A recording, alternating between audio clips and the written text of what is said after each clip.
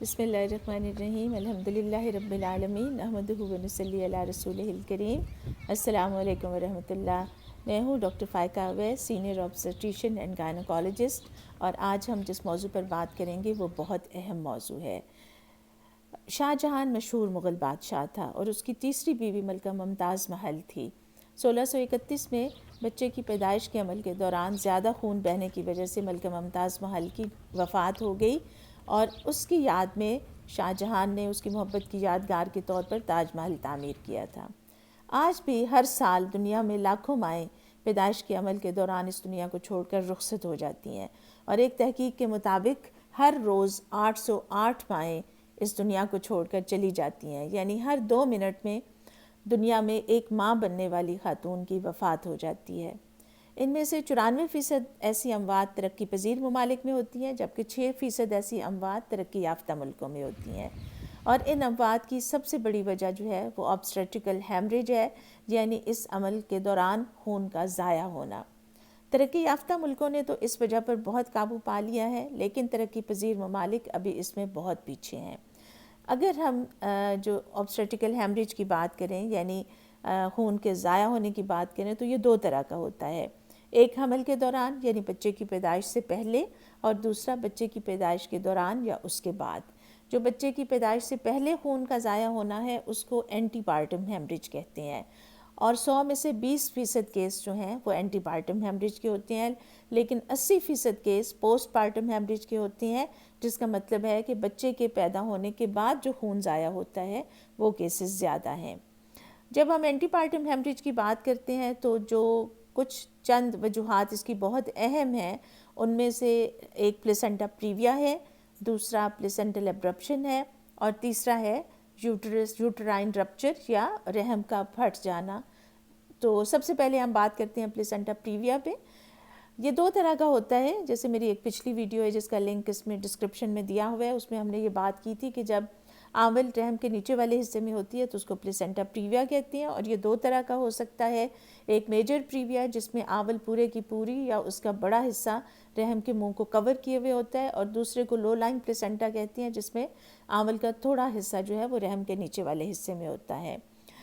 جو اس میں بلیڈنگ ہوتی ہے اس میں کوئی درد نہیں ہوتا، اور جیسے جیسے حمل کی مدت آگے بڑھتی جاتی ہے اور آنول کا سائز بڑا ہوتا جاتا ہے، ویسے ویسے اس میں بلیڈنگ ہونے کے امکانات جو ہیں وہ یعنی بلیڈنگ کی مقدار جو ہے وہ زیادہ ہوتی جاتی ہے. اور اگر اس کو توجہ نہ دی جائے اور اس کا صحیح طرح سے علاج نہ کیا جائے تو یہ ماں اور بچے دونوں کے لیے جان لیوا ہے، اور اس کی وجہ سے ماں اور بچے کی موت واقع ہو سکتی ہے. دوسرا جو وجہ ہے جو آنول کے ساتھ ریلیٹڈ ہے اور بہت اہم وجہ ہے اینٹی پارٹم ہیمریج کی ہے، اس کو پلیسنٹل ایبرپشن یا ایبرپشو پلیسنٹی کہتے ہیں. اس کا مطلب ہے آنول کا اپنی جگہ سے اکھڑ جانا. جیسا کہ ہم جانتے ہیں کہ آنول میں خون بہت لو پریشر پہ ہوتا ہے، اور آنول کے جو خون کی نالیاں ہیں وہ بہت بڑی بڑی ہوتی ہیں، اور اس کی وجہ یہ ہوتی ہے کہ بچے کو زیادہ سے زیادہ خون جو ہے وہ تھوڑے پریشر کے اوپر مہیا کیا جا سکے. تو جب آنول اکھڑتی ہے تو اس کی وجہ سے جو علامات ہوتی ہیں وہ پلیسنٹا پریویا سے اس طرح مختلف ہوتی ہیں کہ اس میں درد شدید ہوتا ہے، اور یہ جو بچے کی پیدائش کی درد ہے اس لحاظ سے مختلف ہوتا ہے کہ بچے کی پیدائش کی درد آتی ہے اور اس کے بعد ختم ہو جاتی ہے، اور ہر 2 یا 3 منٹ کے بعد ایسی دردیں آتی ہیں. لیکن جو آنول کے اکھڑنے کی وجہ سے درد ہوتا ہے وہ مسلسل رہتا ہے، شدید ہوتا ہے، اور اس کے ساتھ پیٹ سخت ہو جاتا ہے، جس کو ہم کہتے ہیں کہ سٹونی ہارڈ ہو جاتا ہے، یعنی پتھر کی طرح سخت ہو جاتا ہے.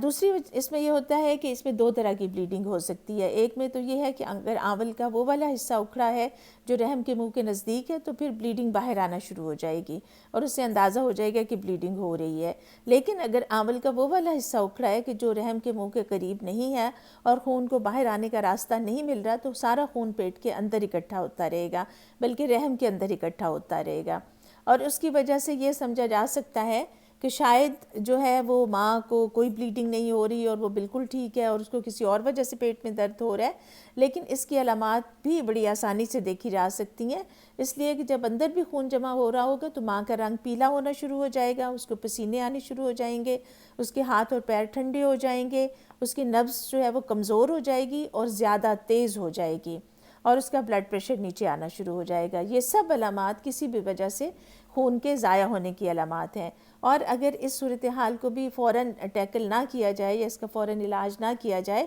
تو ماں اور بچے دونوں کی خدا نخواستہ جان بھی جا سکتی ہے۔ اس میں یہ ہوتا ہے پلیسنٹل ابرپشن میں کہ کوشش کرتے ہیں کہ بچے کو فوراً پیدائش کر لیا جائے اگر بلیڈنگ کچھ کنٹرولڈ ہے، اور اس لیے کہ اس میں عموماً ڈیلیوری جلدی ہو جاتی ہے۔ لیکن اگر ڈیلیوری امیوننٹ نہیں ہے، یعنی فوراً ہونے والی نہیں ہے، اور بچے کی دھڑکن بھی کمزور ہو رہی ہے تو اور رحم کا منہ نہیں کھلا ہوا، تو اس میں بہتر ہے کہ آپریشن کے ذریعے سے بچے کی پیدائش کی جائے، اس لیے کہ اگر اس بلیڈنگ کی وجہ سے بچہ جو ہے وہ اس کی موت واقع ہو جاتی ہے تو اس کا مطلب یہ ہے کہ یہ بلیڈنگ کافی حد تک میسیو ہے، یعنی بہت زیادہ ہے، اور ماں کی زندگی جو ہے وہ بھی خطرے میں ہے۔ تیسری صورتحال جس کی وجہ سے جو ہے وہ بلیڈنگ ہو سکتی ہے، جو ترقی یافتہ ملکوں میں تو بہت کم بلکہ نہ ہونے کے برابر ہے، لیکن ہمارے ملکوں میں ابھی بھی بہت زیادہ ہے۔ اس کی وجہ یہ ہے کہ ہمارے ہاں ابھی بھی گھروں میں ڈیلیوریز ہوتی ہیں، اور ہماری بہت ساری ڈیلیوریز جو ہیں وہ ایسی خواتین کراتی ہیں جن کا اس میں بہت زیادہ تجربہ بھی نہیں ہے، اور وہ ہے یوٹرائن رپچر یا رحم کا پھٹ جانا۔ بعض اوقات دوائیوں کے غیر ضروری استعمال سے یا پیدائش کا عمل جب بہت لمبا ہو جائے، خاص طور پر ان خواتین میں جن کے پہلے 4 یا اس سے زیادہ بچے ہوں، یا ان کا پہلا کوئی بچہ آپریشن کے ساتھ پیدا ہوا ہو، تو اس میں اس بات کا بہت زیادہ خطرہ ہوتا ہے کہ رحم پھٹ جائے گا، اور اس کی وجہ سے بلیڈنگ بھی ہوگی، اور اس کی وجہ سے ماں اور بچہ دونوں کی جان کو خطرہ ہو سکتا ہے۔ اس لیے اس میں جو بھی ہائی رسک کیسز ہیں، چاہے وہ پلیسنٹا پریویا کے کیسز ہیں، چاہے ان میں ہم پلیسنٹل ایبرپشن سسپیکٹ کر رہے ہیں، یا ان میں یوٹرس کے رپچر ہونے کے امکانات زیادہ ہیں، تو بہتر ہے کہ ان ڈیلیوریز کو اچھے سینٹرز میں اور بڑے سینٹرز میں جہاں پر بہترین سہولتیں میسر ہوں وہاں پر کرایا جائے۔ اب آتے ہیں دوسرے حصے کی طرف، یعنی زیادہ تر کیسز جو پوسٹ پارٹم ہیمریج کی وجہ سے ہوتے ہیں، تقریباً 80% کیسز، تو ان میں سے جو سب سے بڑی وجہ ہے ماں کا خون ضائع ہونے کی، اس کو ہم یوٹرائن ایٹونی کہتے ہیں، اور 100 میں سے 90 سے 95% کیسز یوٹرائن ایٹونی کی وجہ سے ہوتے ہیں۔ آئیے دیکھتے ہیں کہ یوٹرائن ایٹونی کیا ہوتی ہے۔ یوٹرس یا رحم جو ہے اس کے اندر اللہ تعالیٰ نے یہ عادت رکھی ہے کہ جب وہ آول اور بچے کو باہر دھکیل دیتا ہے تو اس کے بعد وہ سکڑ جاتا ہے، اور رحم کے سکڑنے سے جو خون کی نالیاں ہیں وہ بند ہو جاتی ہیں، اس لیے کہ آول جو ہے وہ رحم کے ساتھ ہوتی ہے، اور آول سارا خون جو ہے وہ رحم سے لیتی ہے، اور یہ خون کی نالیاں کافی بڑی ہوتی ہیں، اور ان میں سے خون بہت لو پریشر کے ساتھ آتا ہے، اور اگر یہ نالیاں نہ سکڑیں تو اس کی وجہ سے بہت زیادہ خون جاری ہو جاتا ہے، اور اتنا زیادہ خون جاری ہو سکتا ہے کہ آدھے گھنٹے میں ماں کے جسم کا سارا خون نکل جاتا ہے۔ اس وجہ سے اس خون کو روکنا بہت ضروری ہوتا ہے۔ تو اللہ تعالیٰ کی طرف سے یہ ایک نظام ہے کہ جیسے ہی بچہ اور آنول باہر آتی ہیں یہ نالیاں سکڑ جاتی ہیں، لیکن بعض اوقات ایسا ہوتا ہے کہ کچھ وجوہات کی بنا پر یہ نالیاں نہیں سکڑتی، یعنی رحم نہیں سکڑتا۔ جب رحم نہیں سکڑتا تو یہ خون کی نالیاں بھی کھلی رہتی ہیں۔ تو وہ وجوہات کیا ہو سکتی ہیں؟ اس میں ایک وجہ تو یہ ہو سکتی ہے کہ بچے کا سائز کافی بڑا ہے، یعنی 4 کلو سے زیادہ ہے، اس وجہ سے رحم جو ہے وہ ایگزاسٹ ہو جاتا ہے اور وہ سکڑ نہیں سکتا۔ ایک وجہ یہ ہو سکتی ہے کہ بچے کا پانی بھی جب بہت زیادہ ہوتا ہے تو اس صورت میں بھی رحم کو سکڑنے میں مشکل ہوتی ہے، یا اگر ایک سے زیادہ بچے ہیں جیسے ٹوئنز ہیں یا ٹرپلٹس ہیں، یا آمل جو ہے وہ رحم کے نیچے والے حصے میں تھی یعنی پلیسنٹا پریویا تھا، یا ایبرپشن ہوئی ہے یعنی آمل اپنی جگہ سے اکھڑ گئی ہے، کسی خاتون کا 5واں یا اس سے زیادہ بچہ ہے، تو ان سب باتوں میں اس بات کے امکانات ہیں کہ رحم کو سکڑنے میں مشکل ہو۔ اور ایک وجہ خون کی کمی بھی ہے، اگر خون کی کمی ہوگی تو بھی رحم کو سکڑنے میں مشکل پیش آئے گی، اور اس کی وجہ کیا ہوتی ہے کہ خون کے جو سرخ خلیے ہیں وہ آکسیجن لے کر آتے ہیں، اور آکسیجن کی مدد سے ہی جو رحم کے عضلات ہیں وہ کام کرتے ہیں۔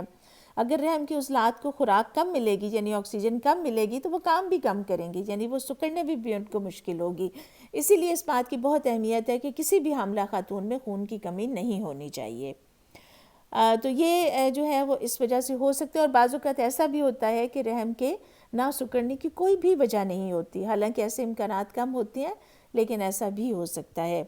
اگر ایسا ہو جائے کہ رحم نہیں سکڑ رہا اور یوٹرائن ایٹونی کی وجہ سے خون بہت زیادہ جاری ہونا شروع ہو گیا ہے تو اس کا علاج فوراً شروع کر دیا جاتا ہے، جس میں بہت ساری دوائیاں ہیں جو دی جاتی ہیں، اور اس کے ساتھ ساتھ یوٹرس کا یعنی رحم کا مساج کیا جاتا ہے، اور اگر پھر بھی بلیڈنگ نہ رکے تو ایسی خاتون کو فوراً آپریشن تھیٹر میں شفٹ کر دیا جاتا ہے تاکہ وہاں جا کر بے ہوشی دے کر اس خون کو روکنے کی کوشش کی جائے، جس کے کئی طریقے ہیں، جس میں سے ایک تو یہ ہے کہ ایک بیلون جو ہے یا ایک غبارہ جو ہے وہ رحم کے اندر ڈال دیتے ہیں تاکہ وہ خون کی نالیوں کے اوپر پریشر ڈال کر خون کو روک دے، یا پھر ایک پیکنگ کر دی جاتی ہے اچھی طرح سے تاکہ خون کی نالیاں اس پیکنگ کے پریشر سے رک جائیں اور کہیں پر بھی کوئی خالی جگہ نہ بچے۔ اور اگر یہ بھی نہ خدا نہ کرے کامیاب ہو تو پھر آخری حل جو ہوتا ہے وہ آپریشنز ہیں، ان کے بھی کئی سٹیپس ہیں، جن میں سے آخری سٹیپ پھر یہ ہے کہ اس صورت میں پھر رحم کو نکالنا پڑتا ہے۔ تو یہ تو یوٹرائن ایٹونی کے ساتھ تھا۔ اس کے بعد جو دوسری وجہ ہے جس میں پوسٹ پارٹم ہیمریج، جب پیدائش کے عمل کے بعد خون جاری ہو جاتا ہے، وہ یہ ہے کہ آنول پوری کی پوری یا آنول کا کچھ حصہ اندر رہ گیا ہے۔ بچے کی پیدائش کے بعد آنول کو ڈیلیور ہونے کے لیے آدھا گھنٹے کا وقت ہوتا ہے اور عموماً اس میں وہ ڈیلیور بھی ہو جاتی ہے، لیکن بعض اوقات ایسا ہوتا ہے کہ کسی وجہ سے آنول باہر نہیں آتی، اس کا کچھ حصہ یا وہ پورے کی پوری جو ہے وہ رحم کے ساتھ چپکی ہوئی ہوتی ہے۔ تو اس صورت میں اگر وہ نہیں آتی اور آدھا گھنٹہ گزر گیا تو اس صورت میں بھی مریضہ کو آپریشن تھیٹر میں شفٹ کیا جاتا ہے، بے ہوشی دی جاتی ہے اور بے ہوشی دے کر اس کے بعد آنول جو ہے اس کو پوری طرح سے نکالنے کی کوشش کی جاتی ہے، اور لیکن اس عمل کے دوران بھی خون ضائع ہو سکتا ہے۔ بعض اوقات یہ ہوتا ہے کہ پیدائش کے عمل کے بعد آنول کا کوئی چھوٹا سا حصہ جو ہے وہ اندر رہ جاتا ہے، اور اس کو ڈائگنوز کرنا یا اس کی تشخیص کرنا کافی مشکل کام ہے، اور اس وقت یہ پتہ نہیں چلتا کہ آنول ساری ڈیلیور نہیں ہوئی اور اس کا کچھ حصہ جو ہے وہ اندر رہ گیا ہے۔ اس کی جو علامات ہیں اس میں یہ ہوتا ہے کہ دو طرح کی علامات اس میں ہو سکتی ہیں۔ ایک تو یہ کہ کچھ دنوں کے بعد جو ہے وہ بہت زیادہ خون آنا شروع ہو جائے گا، جو کہ پیدائش کے بعد والے خون سے یا مینسز کے خون سے زیادہ ہوگا، اور دوسری علامت یہ ہے کہ انفیکشن ہو جائے گا۔ اور انفیکشن کی علامت کیا ہے؟ بخار ہو سکتا ہے، پیٹ کے نیچے والے حصے میں درد ہوگا، اور جب پیٹ کو ہاتھ لگائیں گے تو درد زیادہ محسوس ہوگا، اور جو پیدائش کے راستے سے بہت سمیل والا ڈسچارج آنا شروع ہو جائے گا۔ اس کی تشخیص الٹرا ساؤنڈ کے ذریعے سے ہو جاتی ہے، اور جب الٹرا ساؤنڈ پہ پتہ چلے کہ ایسا کوئی ٹکڑا اندر رہ گیا ہے تو پھر اینٹی بائیوٹکس کا کورس دے کر اس کے بعد اس کو فوراً نکال دیا جاتا ہے۔ تیسری وجہ جو ہے حمل کے یعنی پیدائش کے عمل کے بعد خون جاری ہونے کی، وہ یہ ہے کہ پیدائش کے دوران جو زخم آ جائیں پیدائش کے راستے میں، وہ زخم جو رحم کا منہ ہے جس کو ہم سروکس کہتے ہیں اس میں بھی آ سکتے ہیں اور ویجائنا میں بھی آ سکتے ہیں، اور اس صورت میں بھی بلیڈنگ کافی زیادہ ہوتی ہے، اور اس وجہ سے بھی بلیڈنگ زیادہ ہوتی ہے کہ اللہ تعالیٰ نے ایسا نظام بنایا ہے کہ حمل کے دوران پیدائش کے راستے کی خون کی سپلائی بہت زیادہ ہو جاتی ہے تاکہ یہ اس کو کوئی نقصان نہ پہنچے اور پیدائش کے عمل کو یہ آسان کر سکے۔ اس وجہ سے ایسا کوئی چھوٹا سا زخم بھی ہوگا تو اس میں سے بہت زیادہ خون جاری ہونا شروع ہو جائے گا۔ اگر ایسے زخم ہو تو ان کو جتنی جلدی ہو سکے ان کو ٹانکے لگانے کی کوشش کی جاتی ہے۔ اگر خدا نخواستہ یہ زیادہ ہوں اور ان کو اس طرح سے ٹانکے لگانے مشکل ہوں تو پھر خاتون کو آپریشن تھیٹر میں لے جایا جاتا ہے، اور وہاں بے ہوشی دے کر اور اچھی لائٹ کے ذریعے سے ان زخموں کو ٹانکے لگا دیے جاتے ہیں تاکہ خون رک جائے۔ ایک آخری وجہ جو ہے جس میں پیدائش کے عمل کے بعد بھی خون جاری ہو سکتا ہے، کچھ ایسی خواتین ہوتی ہیں جن میں کچھ بلیڈنگ ڈس آرڈرز ہوتے ہیں، یعنی ان کے کچھ ایسے فیکٹرز جو خون کو بہنے سے روکنے کے لیے ضروری ہیں، وہ ان کے اندر ان کی کمی ہوتی ہے، اور ان کو ویسے تو عموماً اچھے سینٹرز میں اور اچھی جگہوں پر یہ پہلے سے ڈائگنوز ہوتا ہے اور ایسی خواتین کو خاص ترجیح دی جاتی ہے اور ان کی خصوصی نگہداشت کی جاتی ہے، لیکن بعض اوقات ایسی خواتین بغیر تشخیص کے بھی آ جاتی ہیں، اور اگر کوئی اور وجہ نہیں ہے، رحم بھی سکڑ چکا ہے، آنول بھی پورے کی پوری ڈیلیور ہو گئی ہے، کوئی کٹ بھی نہیں ہے اور اس کے باوجود بھی خون نہیں رک رہا، تو پھر اس وجہ کو دیکھنا ضروری ہے کہ ہو سکتا ہے کہ اس خاتون میں خون کے کسی فیکٹر کی کمی ہو۔ اگر ایسا ہو تو اس کے لیے تازہ خون بھی دیا جاتا ہے، اور وہ فیکٹر جو ہیں وہ بھی اب اس وقت موجود ہیں اور اویلیبل ہیں، اور وہ فیکٹر بھی لگائے جا سکتے ہیں۔ یہ تو ہم نے ساری باتیں کی کہ کس طرح سے خون جو ہے وہ خاتون کے جسم سے ضائع ہو سکتا ہے اور وہ اس کی اور بچے کی جان کے لیے خطرہ ہو سکتا ہے۔ اس کے ساتھ ہی ہم تھوڑی سا یہ بھی دیکھ لیتے ہیں کہ حمل کے دوران خاتون کے جسم میں جو اس کا خون کا نظام ہے اس میں کیا تبدیلیاں پیدا ہوتی ہیں۔ تو جو خون کے نظام میں جو تبدیلیاں ہیں یہ حمل کے 5ویں ہفتے سے ہی شروع ہو جاتی ہیں، اور ڈیلیوری ہونے کے 2 ہفتے کے بعد یہ بالکل نارمل ہو جاتی ہیں۔ اور یہ تبدیلیاں کیا ہوتی ہیں؟ جیسا کہ ہم جانتے ہیں کہ ہمارے خون میں 2 حصے ہوتے ہیں، ایک لیکوڈ حصہ ہوتا ہے جس کو ہم پانی یا پلازما کہہ سکتے ہیں، اور دوسرے سیلز ہوتے ہیں جن کو خلیے کہتے ہیں۔ تو حمل کے دوران جو پلازما والیوم ہے، یعنی جو خون کا پانی ہے، وہ تقریباً 50 سے 100% تک زیادہ ہو جاتا ہے، اور جو خلیے ہیں وہ بھی 50% زیادہ ہو جاتے ہیں۔ تو اس وجہ سے آپ یوں کہہ لیجئے کہ ماں کے جسم میں خون ایک عام عورت کی نسبت 1.5 سے 2 گنا ہوتا ہے۔ اور یہ کیوں ہوتا ہے؟ یہ اس لیے ہوتا ہے کہ ماں نے اپنے ساتھ ساتھ بچے کی بھی ساری ضروریات کو پورا کرنا ہے، اور یہ ایک تحفظ بھی ہے کہ جس کی وجہ سے پیدائش کے دوران ہونے والی بلیڈنگ یا خون کو ماں کا جسم برداشت کر جاتا ہے اور اس کے اوپر کوئی اثرات نہیں آتے۔ اور اسی طرح سے اگر کوئی چھوٹا ہیمریج ہے یا کچھ کم ہیمریج ہے تو وہ بھی عموماً بغیر کسی خرابی کے اور بغیر کچھ اثرات کے ماں کا جسم اس کو برداشت کر لیتا ہے۔ یہ سب چیزیں تھیں، اور ہم دیکھتے ہیں کہ قدرت کی طرف سے یہ سارے انتظام ہیں۔ اور اسی طرح ایک اور سچویشن جس کو ڈسکس کرنا بہت ضروری ہے، اس کو ہم کہتے ہیں پلیسنٹا ایکریٹا یا پلیسنٹا انکریٹا۔ یہ کیا ہوتا ہے؟ اس میں بھی یہ ہوتا ہے کہ اگر کسی خاتون کے پہلے آپریشن ہوئے ہیں، آپریشن سے پیدائش ہوئی ہے، تو اس صورت میں اس بات کے امکانات ہو سکتے ہیں کہ اگر پلیسنٹا پریویا ہے یا آول تھوڑی سی نیچے کی طرف ہے، تو جو پچھلے آپریشن کی جگہ ہے اس جگہ سے آول جو ہے وہ رحم کے اندر چلی جاتی ہے۔ آپریشن کے ساتھ یہ زیادہ ہے، لیکن بعض اوقات آپریشن کے بغیر بھی ایسا ہو جاتا ہے کہ آول جو ہے وہ رحم کے اندر چلی جاتی ہے، اور بچے کی پیدائش کے بعد آول اپنی جگہ سے باہر نہیں آتی، اور وہ اس کے ساتھ چپکی ہوئی ہوتی ہے، اور وہ اس طرح سے چپکی ہوئی ہوتی ہے کہ اس کو الگ کرنا بھی مشکل ہوتا ہے۔ تو یہ بھی ایک بہت بڑی ایمرجنسی ہے۔ آپریشن کے بعد اس کے امکانات کافی زیادہ ہوتے ہیں، اس لیے اس کو بھی بہت طریقے سے ٹیکل کرنے کی اور ہینڈل کرنے کی ضرورت ہے، اس لیے کہ اس میں بھی خون بہت ضائع ہوتا ہے، اور اس میں بھی اکثر اوقات جو ہے وہ رحم کو نکالنے کی بھی ضرورت پڑتی ہے، اور ماں کی زندگی کو بھی اس سے خطرہ ہو سکتا ہے۔ اب سوال یہ پیدا ہوتا ہے کہ یہ سب چیزیں تو ہیں، تو کیا کوئی ایسی صورت ہے کہ جس میں ہم ان چیزوں کو روک سکیں؟ اس میں کچھ چیزیں ایسی ہیں جو فائدہ مند ثابت ہو سکتی ہیں،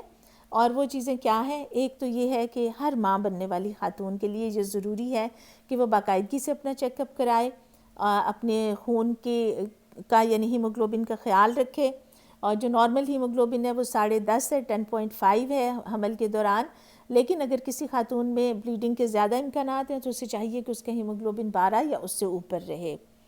دوسری بات جو ہے وہ یہ ہے کہ ہمیشہ ڈیلیوری کسی ایسے فرد سے کرائیں جس نے سیکھا ہوا ہو، جو اسکلڈ ہو۔ ڈیلیوری کا لیول ہو سکتا ہے چاہے وہ کوئی ڈاکٹر ہے، اسپیشلسٹ ہے، مڈ وائف ہے، یا ٹریڈیشنل برتھ اٹینڈنٹ ہے۔ یہ بات بہت ضروری ہے کہ ان کی پراپر ٹریننگ ہوئی ہو اور وہ اس چیز میں ماہر ہوں، تاکہ انہیں پتہ ہو کہ کس لیول تک ہم ڈیلیوری کر سکتے ہیں، اور کس لیول پہ جا کر ہمیں اس مریض کو یا اس مریضہ کو اپنے سے سینئر ڈاکٹر کے پاس ریفر کرنا ہے۔ یہ چیز بھی بہت ضروری ہے۔ تیسری چیز جو یہ ہے کہ اگر کوئی ایمرجنسی ہو جاتی ہے، اگر بلیڈنگ شروع ہو جاتی ہے یا اس کے امکانات زیادہ ہیں، تو اس صورت میں فوراً ہاسپٹل کے تک پہنچنا چاہیے، اور پاکستان میں تو اس کے لیے ایک ایمبولینس کا بہت اچھا سسٹم ہے۔ فوراً 1122 پر کال کریں اور مریضہ کو کوشش کریں کہ جلد از جلد ہاسپٹل تک پہنچایا جائے۔ چوتھی بات جو اس کے لیے ہے وہ ہے پوسٹ نیٹل کیئر، یعنی ڈیلیوری کے بعد بھی خیال رکھا جائے اور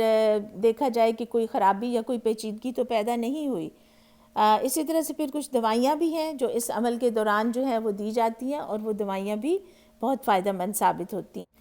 اسی طرح سے ہم جو ہے وہ ایسی خواتین کو جو ماں بننے والی ہیں ان کو ہم لو رسک میں اور ہائی رسک میں بھی تقسیم کر سکتے ہیں۔ لو رسک یعنی جن میں خون کے ضائع ہونے کے امکانات کم ہیں، ان میں وہ خواتین شامل ہیں جن کا پہلے کوئی بچہ آپریشن سے پیدا نہیں ہوا، جن کو کبھی پہلے جن کا حمل میں یا پیدائش کے دوران خون ضائع نہیں ہوا، جن کو کوئی بلیڈنگ ڈس آرڈر نہیں ہے، ایک ہی بچہ ہے، ایک سے زیادہ بچے نہیں ہیں، یا پہلا، دوسرا، تیسرا اور چوتھا بچہ ہے، تو یہ لو رسک ہے۔ اور ہائی رسک میں وہ خواتین آتی ہیں جن کا پلیسنٹا پریویا ہے، چاہے وہ مائنر ہے چاہے وہ میجر ہے، یا پھر پلیسنٹا ایکریٹا ہے، یعنی خدا نہ کرے پلیسنٹا جو ہے وہ رحم کے اندر گیا ہوا ہے، یا ایسی خواتین ہیں جن میں خون کی کمی ہے اور ان کا ہیموگلوبن 10.5 سے کم ہے، یا ایسی خواتین ہیں جن میں خون کے وہ خلیے جن کو ہم پلیٹلیٹس کہتے ہیں جو خون کے جمنے کا باعث بنتے ہیں وہ کم ہے اور ان کی تعداد 1 لاکھ سے بھی کم ہے، یا ایسی خواتین جن کو کوئی بلیڈنگ ڈس آرڈر ہے یا جن کے کلاٹنگ فیکٹرز یا بلیڈنگ فیکٹرز جو ہیں وہ پورے نہیں ہیں. تو یہ سب خواتین ہائی رسک میں آتی ہیں اور ان کی ڈلیوری ایسی جگہ پر ہونی چاہیے جہاں پر مکمل انتظامات موجود ہوں. ہم سب محبت کرتے ہیں زندگی سے، زندہ رہنے سے، گھومنے پھرنے سے، دن اور رات سے، ہواؤں سے، فضاؤں سے اور روشن اور بارونق سڑکوں سے. ایک ماں بننے والی خاتون بھی اس کی بہت مستحق ہے کہ وہ زندگی کی ان سب خوشیوں سے کو انجوائے کرے، اور ہماری آنے والی نسلوں کی وہ محافظ بھی ہے. ان کے خیال اپنی آنے والی نسلوں کے لیے، اپنے معاشرے کے لیے، اپنے گھر کے لیے یہ ضروری ہے کہ ہم ماں بننے والی خاتون کی پوری طرح سے اس کی صحت کی اور اس کے حمل کی اور اس کے پیدائش کے عمل کی حفاظت کریں. شکریہ.